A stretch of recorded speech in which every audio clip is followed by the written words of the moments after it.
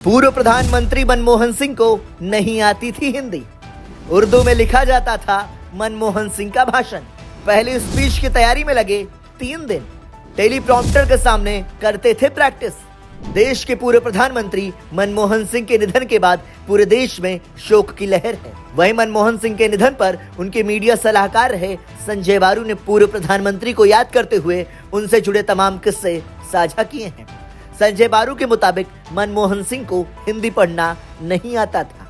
उनके भाषण या तो गुरुमुखी या फिर उर्दू में लिखे जाते थे। हालांकि जब संजय बारू ने 2014 से ठीक पहले अपनी किताब the accidental prime minister publish की थी तो इसकी टाइमिंग और कंटेंट पर विवाद हुआ था।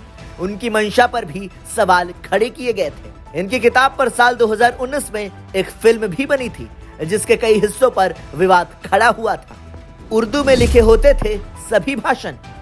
साल 2014 में अपनी किताब में भी संजय बारू ने इस बात का जिक्र किया था। भारत के पूर्व प्रधानमंत्री मनमोहन सिंह हिंदी नहीं पढ़ पाते थे। उनके सभी भाषण उर्दू में लिखे होते थे। उन्होंने किताब में लिखा था कि मनमोहन सिंह हिंदी में बात तो कर सकते थे लेकिन कभी देवनागरी लिपि या हिंदी भाषा में पढ़ना नहीं सीखा। हालांकि उर्दू पढ़ना उन्हें बखूबी आता था। यही कारण था कि मनमोहन सिंह अपने भाषण अंग्रेजी में दिया करते थे और उन्हें अपना पहला हिंदी भाषण देने के लिए 3 दिन तक प्रैक्टिस करनी पड़ी थी।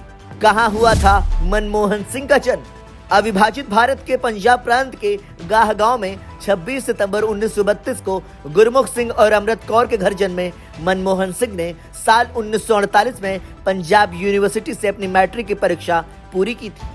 उनका शैक्षणिक करियर उन्हें पंजाब से ब्रिटेन के कैम्ब्रिज यूनिवर्सिटी तक ले गया, जहां उन्होंने 1957 में अर्थशास्त्र में प्रथम श्रेणी ऑनर्स की डिग्री हासिल की।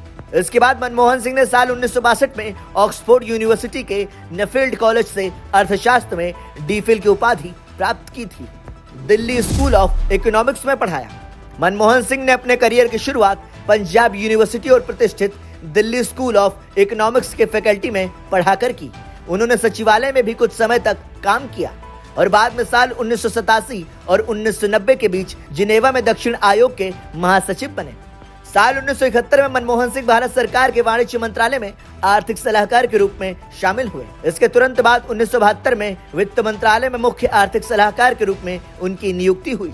आपको बता दें कि पूर्व प्रधानमंत्री मनमोहन सिंह ने जिन कई सरकारी पदों पर काम किया उनमें वित्त मंत्रालय में सचिव, योजना आयोग के उपाध्यक्ष, भारतीय रिजर्व बैंक के गवर्नर, प्रधानमंत्री के सलाहकार और विश्वविद्यालय अनुदान आयोग के अध्यक्ष शामिल थे। मनमोहन सिंह का राजनीतिक करियर।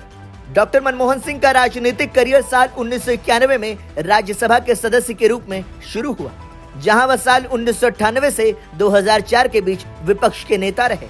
दिलचस्प बात यह है कि 2 बार के प्रधानमंत्री मनमोहन सिंह ने 33 साल की संसदीय पारी खेली, लेकिन केवल राज्यसभा के सदस्य के रूप में ही। मनमोहन सिंह जब पहली और आखिरी बार 1999 में लोकसभा चुनाव के लिए मैदान में उतरे तो बीजेपी के विजय कुमार मल्होत्रा से हार गए, जिसके बाद उन्होंने फिर कभी लोकसभा का चुनाव नहीं लड़ा। ब्यूरो रिपोर्ट, संदेश वाहक।